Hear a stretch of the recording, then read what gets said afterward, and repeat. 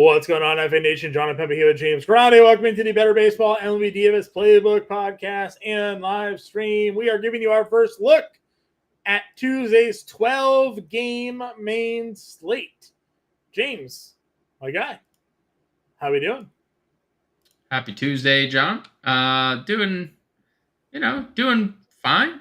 It's a nice another day, big day of baseball, 12 games. Let's see. I'm assuming we have LA. I guess that's a wait and see type of scenario, right? Because, obviously the devastation that took place in Los Angeles. Right, with the rain, hurricane. Yeah, I mean, well, they had a hurricane and an earthquake at the same time. Mm-hmm. Like, that's not great, Bob. So less than ideal. I assume the game plays, but there's definitely no definitive answer there. So 12 games, I guess that could become 11. It's just wait and see. But right. we did on Monday, we probably just approach it as if the game plays, and if not, we we adjust from there. Mm-hmm. I agree with you. Before we jump into tonight's slate, again, shout out to our friends over at Real Time Fantasy Sports. Those who have not yet signed up over at RT Sports, do so today. Go to rtsports.com/alarm.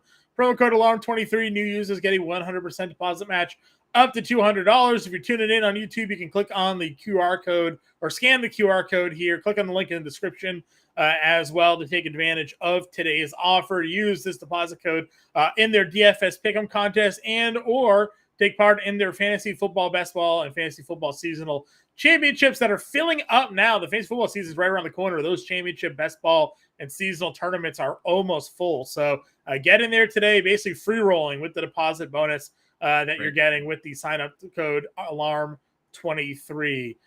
With that said, let's turn our attention over to the DraftKings main slate. It said we got 12 games. James, we're taking a look at Vegas, taking an early look here at the 12 games. Anything worth noting to discuss here? 10 implied runs, St. Louis, Pittsburgh. We saw that go way over on Monday. 10.5 runs in Mets, Braves. Back-to-back nights with those two games leading the charge. We have 7.5 in Miami, San Diego. That feels kind of low, especially with the way Jesus Luzardo has pitched.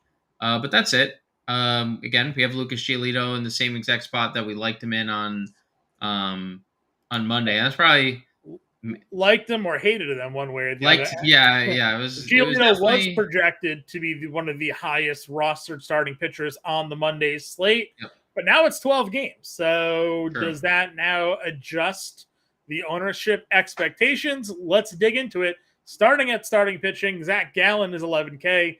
Blake Snell back on this slate after being moved from the Monday slate at 10.7. Bailey Ober at 10.2 against Milwaukee. 3 guys up over 10K. Rounding up the 9K tier, we have Verlander at 95, Giolito at 91, and Luzardo at $9,100.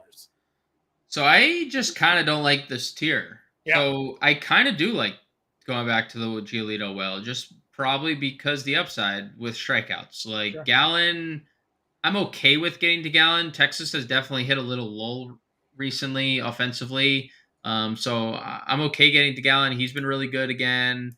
3 straight starts of 2 earned or less, 4 straight quality starts for Zach Gallen, ceiling of 30 fantasy points in there. So I'm okay getting there. We know Snell has upside, but Miami's offense also does. Can't pay 10-2 for Bailey Ober right now. I mean, he just hasn't. Not against Milwaukee. They just beat up Scherzer the other day. I mean, they're hitting everybody right now. And he hasn't been good.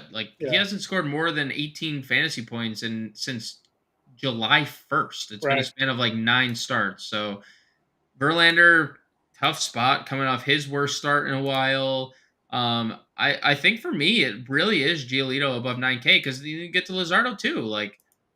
5, 7, 4, 4 earned runs. He's allowed 8 home runs in his last 3 starts. I really don't like this top tier. It's Giolito for me for strikeouts, and someone that you've been very high on, Yusei Kikuchi down below at 89 is probably the next name I'd get to. Yeah, obviously, Baltimore has some guys against lefties that can be scary, but I mean, I've ridden Kikuchi here a few times. This Baltimore game, he's already had 6 innings and earned only 3 strikeouts here, the low strikeout of the last 5 starts for him. Yep.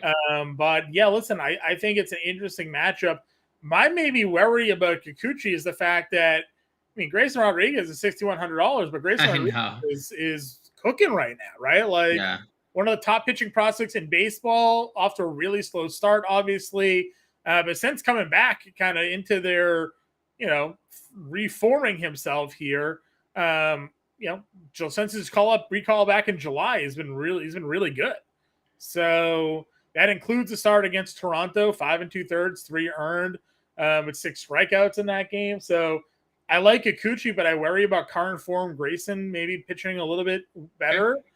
I think attacking Cleveland is always an interesting spot. Bobby Miller, really good the last couple of starts for him. We just know that Cleveland doesn't strike out, so paying $8,600 and you're pretty much going to hope you get 6, 1, and 4, right? If he gets the win, it's 22.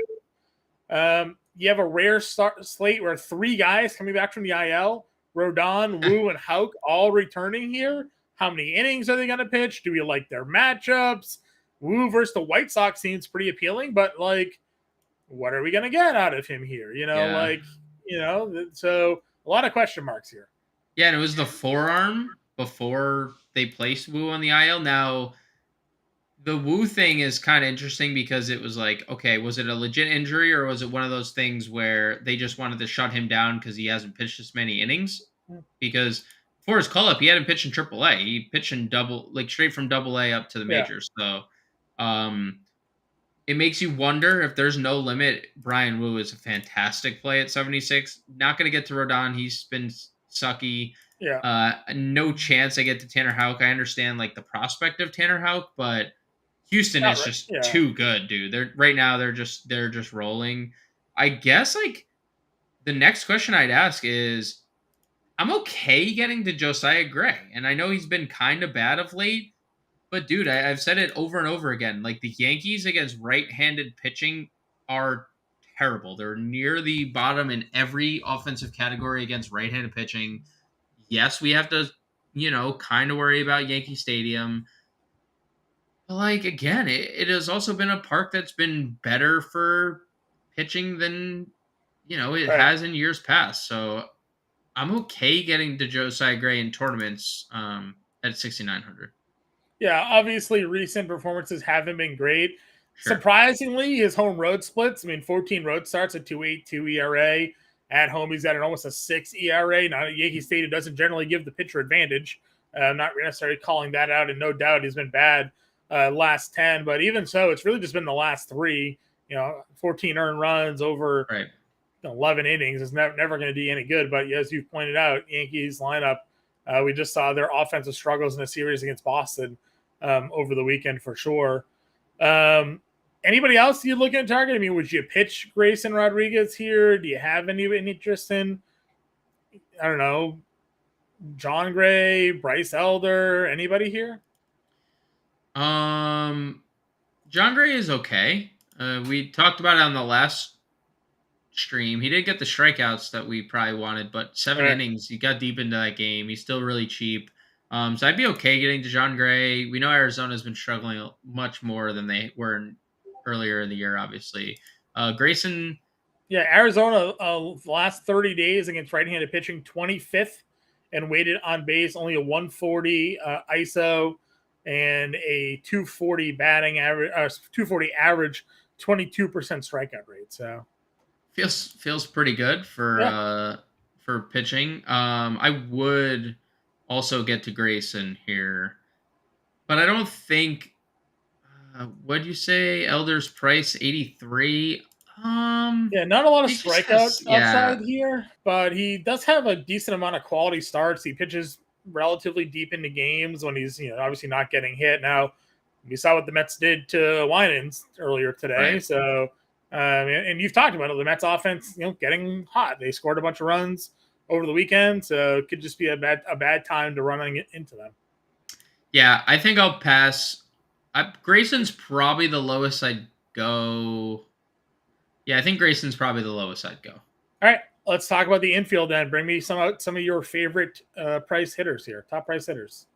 I mean, Mookie Betts is probably my favorite hitter of the slate. I think he's been, he is in an unfortunate spot that one, Ronald Acuna exists in the world, and that two, Freddie Freeman exists in the world, because those are, I mean, he's probably surpassed Freeman, but like sick that you have Betts and Freeman in the same lineup, and it's like plus you got Noah Syndergaard on the mound, so like stolen bases. If he gets on first, he's basically on second. So. Yeah, I think he's probably the best play of the slate in terms of spend ups, like just in general. I mean, Freeman's not too far behind him, 6,100. I know he's been slumping a little bit, but I bet you that the turnaround happens against Noah Syndergaard. Bobby Witt, 5,800 against Kyle Muller. Obviously, Witt has been notoriously good against lefties. Muller? I have Harris. One of us got to refresh. All right, it's probably me. I'll refresh. I'll see if maybe it's me. I refreshed as well. I got Harris. This is like a Subway refresh. This is like when they rebranded, and you see Steph Curry in every commercial. I also have Harris. Either way, it's another lefty on the mound. Witt, yeah. Doesn't matter. So Bobby Witt headed to the dish against a lefty is always a fun time. Will Smith, obviously. I mean, we could just sit here and talk Dodgers all day. Would you play guys against Kikuchi, like Rutschman, who's 54? Obviously, we're going to get to value and talk Mountcastle, but would you play Rutschman, or is it like kind of a stay away for you because Kikuchi's been so good? I mean, because we like Baltimore against Raleigh. Rutschman's fine, but Cal Raleigh just hit his second homer of the game tonight. So we want to talk. We want to talk about just like power from the catcher position here against Mike Clevenger. I mean, yeah, kind of like Cal Raleigh for a little. I mean, almost $1,100 cheaper. A worse pitcher, right? I feel like Raleigh's where I want to go in this spot if I'm looking in this like upper range. Again, Will Smith's fine, Rutschman's fine, William Contreras against Ober fine, but like you're getting as much home run potential at the catcher position for $4,300. And Clevenger, I don't think is striking him out. I mean, Raleigh strikes out against everybody, but he's not like a strikeout guy. So yeah, I'm okay. Obviously, that's the second time he's double donged. Well, no, I shouldn't say that. He double donged back-to-back games with a homer. So this is his third time, fourth time this year. Fifth time this year. He's hit 2 home runs in a game. That's a lot of upside for a catcher. That's what I'm saying. Like I called him like the Mike Zunino on the live stream on 2, because that's like what he was back in the day, like home run or nothing when they played for Seattle. Raleigh, probably a little bit of a better-ish hitter, but not by much. But the power's there. So I think I go Cal Raleigh. I think Yanier Diaz here against a returning Tanner Houck is super interesting. You mentioned his power against righties plays at 4K. So I definitely think that he's a good spot to go as well. Yeah, I mean, he's been a absolute monster against righties. How about going back to Ha-Seong Kim against Luzardo? Get another Padres slate against lefties here, John. I mean, Ha-Seong Kim led off the slate, double stolen base, run scored. Ha-Seong Kim currently up with the bases loaded, but just went out as well. So there's a lot riding on this at bat for everybody involved in this show here. That's very Some correct. of us has the over 2.5 earned runs on Weathers. We also both played and heavily touted Kim. So could be a good spot. Weathers has walked to the bases loaded 3 straight times. It's solid. As we expected, sucks. Let's just hope we can capitalize on that. But I'm with you there. I mean, Luzardo obviously very talented, but struggling lately in some of his starts. 4 straight, like bad starts for Luzardo. Yeah. The home runs, dude. Look at the home runs. 3-2-3 in his last 3 starts. It's brutal. Yep, 100%. So I'm with you there. Again, I think that you can go with obviously some of these top end offensive players here as well. Riley, if you wanted to. Devers, again, locked in right now. Could take a peek there. Minnesota is kind of interesting because though a lot of their power guys are lefties, if you look at Minnesota's recent numbers against left-handed pitching, they're actually very good. They have a 205 ISO, a 320 weighted on base percentage. Did you just hit a grand slam? Grand freaking slam. Sorry to interrupt there, John. Listen. Prize Picks. Grand slam from Kim. We're all party central here. Grand freaking slam. So right, like we were saying, Ha-Seong Kim gets another lefty on Tuesday. James, did you say that you have 2 5-man Padres stacks tonight? I do have 2 5-mans with Ha-Seong Kim. He also was in the MLB DFS playbook write-up section. So one of my favorite plays of the slate. Yeah. On Monday evening. Not sad. I have 100% Ha-Seong Kim in my 3 max entry lineups as well, thanks to your playbook. So those of you who are tuning in, hopefully you read the playbook as well. If you didn't read that playbook because you're not a Fantasy Alarm subscriber and you're watching this, you can scan that QR code now on screen. You can also go to fantasyalarm.com/win and sign up today. Get a 7-day free trial. You could have read that playbook for free simply by signing up today and seeing that Ha-Seong Kim top play there. Distractions aside, now that we're all just flush with cash here this evening. Other top plays at this position. Ha-Seong Kim? Can we talk? Ha-Seong Kim, sure. I don't know. Do you think Graham Ashcraft has what it takes against Ohtani tonight? I don't. I think Ohtani can get that done. Freeman against Syndergaard, as you mentioned, Betts, but Freddie's going to be in a really great spot here to take a peek at. So a lot of great options at the top tier. If we're looking mid-tier, again, as much as I like Kikuchi, I know Mountcastle has just hammered lefties, so it could be a spot to run him in. Santana just keeps homering. I know his batting average is 190, but he's got 4 homers, including 2 in the last 3 and 4 in the last 8 games. Or 6 games, it looks like 7 games. 4 in the last 7 games for Milwaukee here. So Bailey Ober and his struggles could see Santana do a little damage in that spot here. So I do think there's some other opportunities to spend down at these positions as well. Yeah, I like the Santana call. And Bailey Ober had been struggling against lefties from the word go. And I remember you were the first one to point out the peripheral stat struggles for Bailey Ober, and he kind of rode the ship. But on the flip side of that game, John, if we're just like dipping into the value tier, 3,800 for Royce Lewis, who gets Wade Miley. Yeah. I know you talked previously about the Twins, but I do think that could be interesting. I hate when we mention the Twins because I feel like at this point our reputation is to always mention the Twins, but like I'm telling you, it's just a good spot. Yeah, it is. Like, it is just kind of a good spot. Yeah, they're hitting lefties. I don't know what to tell you, man. Like they're just Kepler's hit a homer off a lefty the other day. I mean, I don't know. Like Polanco's hitting like 380. You know. But no, I think Royce Lewis. I mean, Royce Lewis is also hitting like 320 this year. So I know it's been a limited sample, but Royce Lewis at third base is a really good play. I keep telling you, I keep playing Ty France. He has over a 900 OPS over his last 10 games after the 2-hit performance he put together on Monday. Ryan Jeffers, 3,300 if you want another punt catcher. I know we've been talking, this is probably the most catchers we've ever mentioned on the show, but he's in play as well. So there's a lot to like. I'm looking to see if we have anything under 3K though for the infield, John. I don't know if there's anything that we really want to play at under 3K. Under 3K? Yeah, for infield. I don't think there's anything. Andrews, a lead miss against Greinke. I mean, Greinke's coming back. I know we don't often play.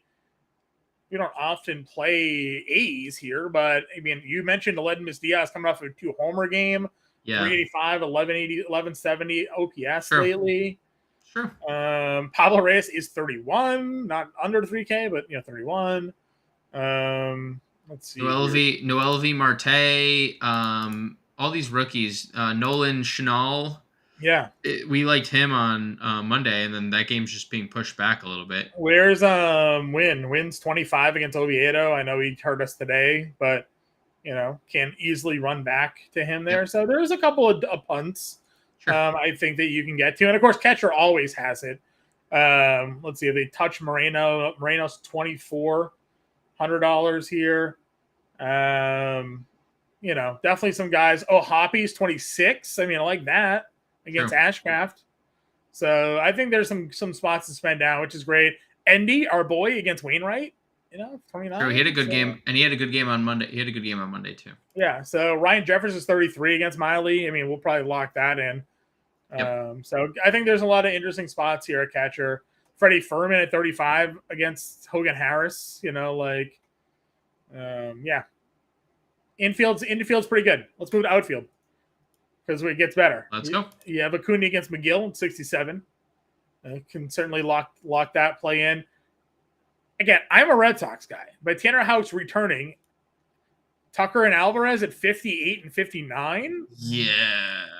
It's funny to be like, man, I can't believe they're only 58, but Tucker's been over 6K for 5 straight. So I know. And he pays it off for like 5 straight too. That's yeah, I'm okay. I'm okay getting there. Yeah. So I think there's some pretty interesting top matchups here. You'll get Tatis obviously will be back at $5,500. A little night off, reset, rest, and kind of run from there. Reset after breaking an MLB record and then only getting one hit the next game. Again, I always talk about how it feels weird not touting Washington because Candelario used to complete, but Rodon's been so bad. Lane Thomas, Stone Garrett, there's things to go here today. Stone Garrett. I know we're a little bit till we get there. Stone Garrett lately has been a freaking machine. Yeah. He had the double dong, but he has hitting 400 his last 10 games playing every day. Unfortunately, he's not 2,500 anymore. He's 36, but still playable. That is a fair point that you make there, John, because he was free for the entire season. Yeah. Do you think his story could steal 2 bases on an EFS pitch? I think by the time he may be able to. He's at third already. He may. He may. The problem is getting on base for a story. That's he got on base tonight. He's still back. So that's fair. Could go there. Rooker 43. Oh man, am I playing an Oakland Twins stack in this? Is this? Sounds like it. Is what we're doing? We're talking ourselves. Sounds like it. I'm ready. You said we. Well, you said we. I am. I could be. I'm not ready. I'm not ready to go that far yet. I'm not ready. Obviously, you can play these guys in Atlanta, not named Ronald Acuna, Rosario, Ozuna, and Harris. God damn, that team is talented, man. They're just not. There's just nobody that isn't good. Teoscar's hitting left and righties right now, so that's dangerous. $3,800 there. Big slate, but just loaded, man. Loaded. Benson against Giolito, I kind of like. Again, you mentioned Stone Garrett. Eloy, 36, came through a little bit today.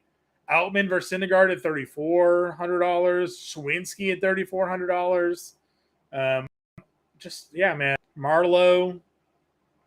Teoscar, 38. He homered again on the Mariners. Have 13 I said runs, that, dude. Teoscar is an animal right now. He's hitting lefties and righties.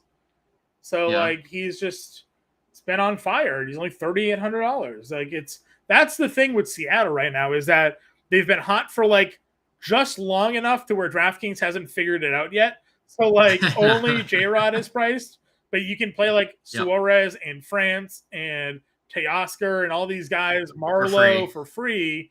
Riley's been kind of 4K all season because of the home runs, but you can get a Seattle stack here and it works. Just be on your way. Be on your way for sure. You know who's interesting? Dodgers value here. All the Dodgers outfield because Hernandez is down here. And Peralta's $2,900. I know he had been hitting 300 before this recent 0 for stretch.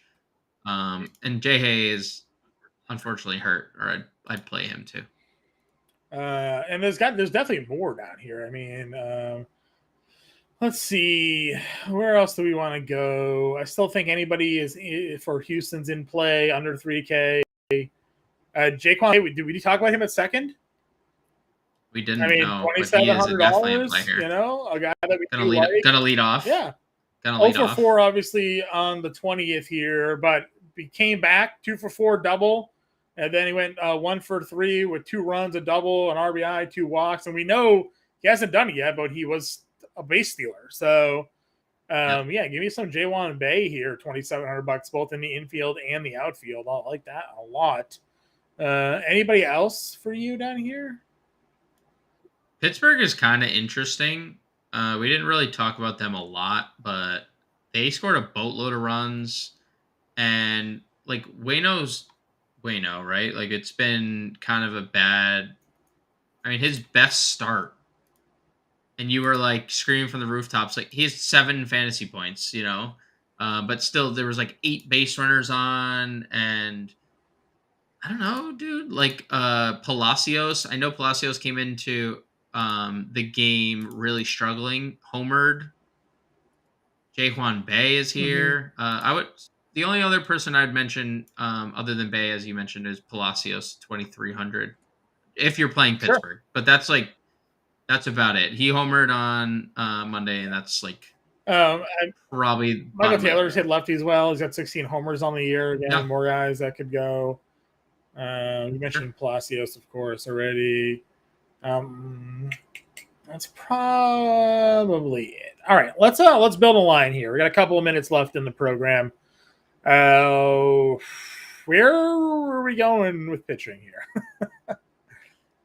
It's another. We like Grayson, right? Were we running Grayson out? Or I would say we were running Grayson or probably John Gray, right? Those were probably like one of the two values we were going to play. Or Grayson. Or did you like John Gray over Josiah? I kind of like just all 3 of them, but it's tough to like. What do you prefer? Like, how would you rank? I think we got to go Miller against Cleveland. Okay. Just for win equity, right? Dodgers smashing up Syndergaard. Yeah, that's a good call. Let's go Miller. And then it's really. I mean, I don't think Texas beats Gallen, so it's not great for Grayson, but I think Grayson can at least pay off a no decision at 61. Okay. So, yeah. So I mean, a lot of cash here. A lot. $4,400. Again, I rather like 10 value catchers we could play. What stack did we want? Did we want to attack with the Dodgers? Like, what was your top? Yeah. Or was it the Padres again against the lefty? True. Well, let's play Kim and Mookie Betts. Let's start there. Okay. Kim at second, right? And Mookie in the outfield. Yeah, Mookie in the outfield. Yeah, it's 4K a play. Jesus, and you could still play. Whatever you want. Yeah. Andy, you mentioned 29. I mean, we could play Cal Raleigh. Like, there's also a plethora of value elsewhere. There's so much value. Do you want to? Jeffers at 33 feels good, or we can get Cal Raleigh. Like, there's a. How do you want to? I plugged Cal in. Short had the value for right. I mean, we liked obviously Seager and Witt, but like Short had value plays here. Short has Paguero from the Pirates. He stole a base on Monday and had a bunch of hits. Win and the Angel the first baseman Chanel. First baseman. I was thinking where is Novelli? Marte? Did they move us? Marte is a third baseman now, $2,500. Third baseman, okay. Okay. All right, let's go win. Let's go J-Rod. Outman 34. Yeah, that works. Outman, J-Rod. Get some more Dodgers exposure. Julio. It's so hard not to play Julio right now. Third base, $4,300.